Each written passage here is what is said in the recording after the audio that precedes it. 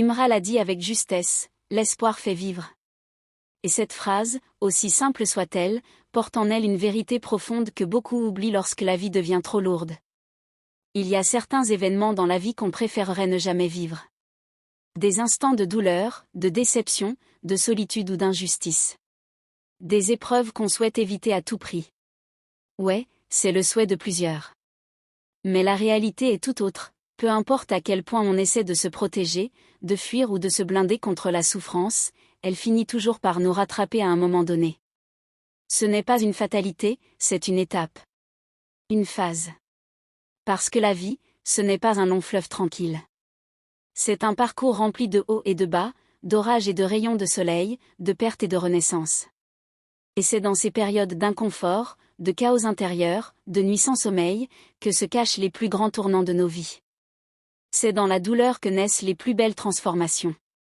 C'est lorsque tout semble s'écrouler que l'on trouve en soi la force de se reconstruire autrement. Comme Imra l'a dit, celui qui ignore les ténèbres ignore aussi la lumière. Il n'y a pas de bonheur sans douleur, pas de victoire sans lutte, pas de lumière sans obscurité. C'est une règle universelle. C'est cette opposition qui donne du sens à chaque chose. Si on ne connaît pas la souffrance, comment peut-on savourer la paix? Si on ne vit pas les tempêtes, comment peut-on apprécier le calme?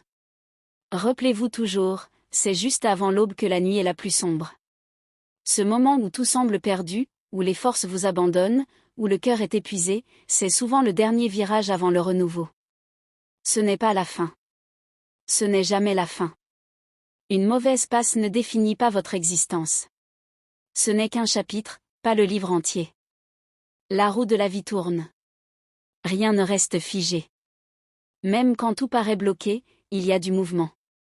Même si les résultats tardent à venir, vos efforts ne sont pas vains. Parfois, il faut des jours. Parfois des mois. Parfois même des années.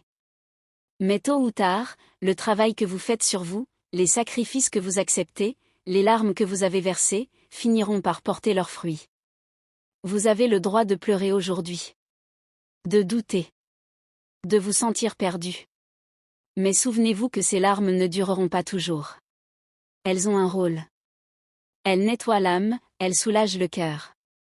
Ce n'est pas un signe de faiblesse, mais une preuve que vous ressentez, que vous vivez, que vous avancez malgré tout.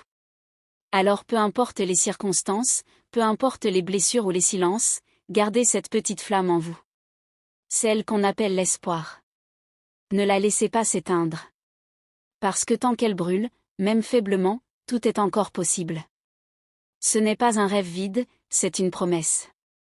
Une vérité que ceux qui ont traversé le pire peuvent confirmer, la lumière revient toujours. Comme Imra l'a dit avec sagesse, restez optimiste, ne perdez jamais espoir, ça finira par bien aller.